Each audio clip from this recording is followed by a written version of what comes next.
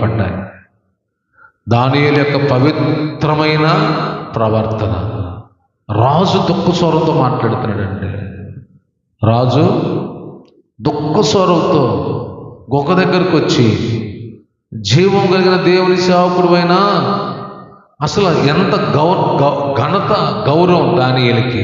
దేనికి? ప్రవర్తన. ఈరోజంటే మన ప్రవర్తన మనకి వాల్యూ తీసుకొస్తుంది.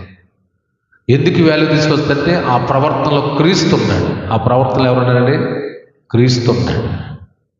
ఆ ప్రవర్తనలో మర్యాద, రెస్పెక్ట్ అంటే ఎదుటివారిని గౌరవించటం, ఎదుటివారిని ప్రేమించటం. యేసుప్రభు నేర్పించి ఎవరిని దూషించమనలా, ఎవరిని ద్వేషించమనలా, ఎవరిని తక్కువగా చూడమనలా, ఎదుటివారిని గౌరవించు అన్నాడు.